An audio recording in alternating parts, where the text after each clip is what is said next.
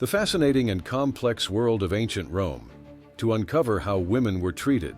While Rome is celebrated for its advancements in law, governance, and architecture, the role and status of women in this society were deeply rooted in the patriarchal structures of the time.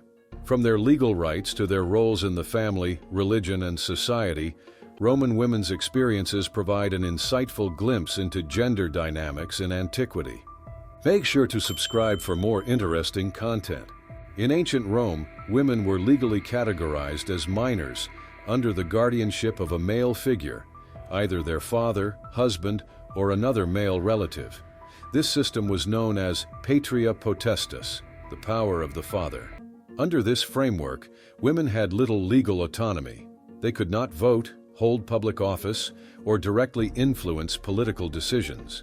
Their primary role was confined to the private sphere, managing households, raising children, and supporting their families. However, the situation varied depending on class and social status.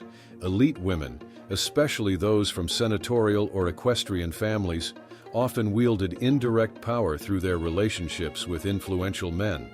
For example, women like Livia Drusilla, the wife of Emperor Augustus, played significant roles behind the scenes, advising and influencing political decisions. Nonetheless, these exceptions did not change the overall limitations placed on most women. Marriage was central to a Roman woman's life. Most women married young, often in their early teens, while men were usually older.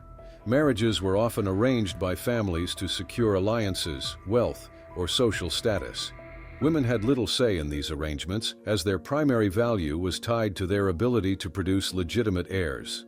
Once married, a woman's role was to maintain the household and raise children. Roman society placed a high value on motherhood, and a woman's social standing often depended on her ability to bear sons.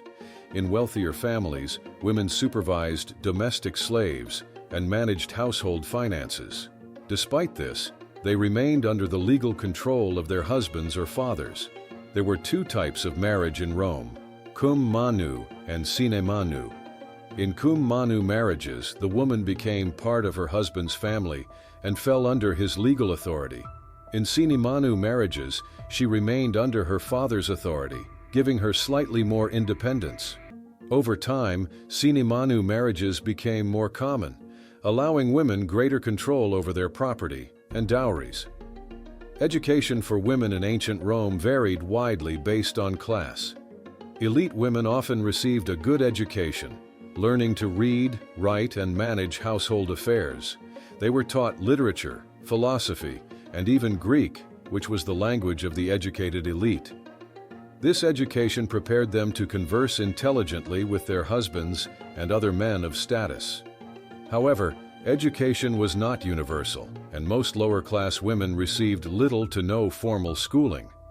Their knowledge was primarily practical, focused on domestic skills like cooking, weaving, and child-rearing. Despite these limitations, some exceptional women, such as Sulpicia, a poet of the late Roman Republic, made their mark in intellectual circles. Women played essential roles in Roman religion. While they were excluded from priesthoods that held significant political influence, they served as priestesses in important cults. One of the most prestigious roles for a woman was that of a Vestal Virgin. These priestesses of the goddess Vesta were charged with maintaining the sacred fire of Rome and performing vital rituals. Vestal virgins enjoyed privileges uncommon for women at the time, such as owning property and being free from male guardianship during their service. Women also participated in household religious rituals, honoring household gods, called Lares and Penates. They were seen as the moral and spiritual backbone of the family, responsible for ensuring that the household remained in the gods' favor. Lower-class Roman women often worked to support their families. They were employed as market sellers, midwives, wet nurses, or even manual laborers in agriculture and crafts. Some women operated their own businesses, such as taverns or textile workshops. These economic contributions were crucial for their households, especially among the poorer classes. Elite women, on the other hand, rarely engaged in public work. However, they often influenced the economy through their management of estates, investments, and dowries. Wealthy widows had significant control over their financial resources and could become influential figures within their communities. Despite their contributions to family, religion, and the economy, Roman women faced numerous challenges. Their lack of legal and political rights left them vulnerable to exploitation and abuse.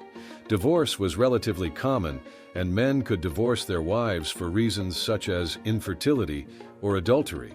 However, women initiating divorce faced stigma and legal hurdles.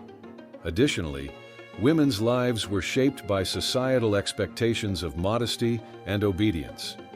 They were expected to conform to ideals of virtue, chastity, and loyalty to their husbands.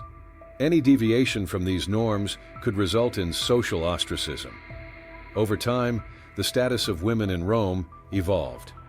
During the later Republic and early Empire, legal reforms allowed women greater financial independence. For example, the Lex Oppia law, which restricted women's use of luxury goods, was repealed after protests led by Roman matrons.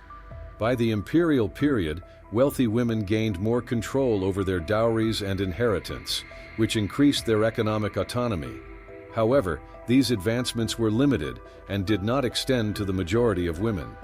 The patriarchal nature of Roman society persisted, and women continued to be viewed primarily in relation to their roles as daughters, wives, and mothers.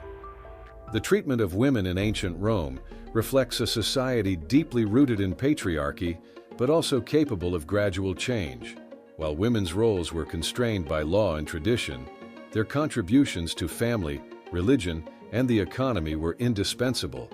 The lives of Roman women were as varied as the empire itself, shaped by class, status, and individual circumstances. Understanding their experiences helps us better appreciate the complexities of ancient Roman society and the enduring struggle for gender equality throughout history. Thank you for watching this deep dive into the lives of women in ancient Rome. Let us know your thoughts on this topic in the comments below.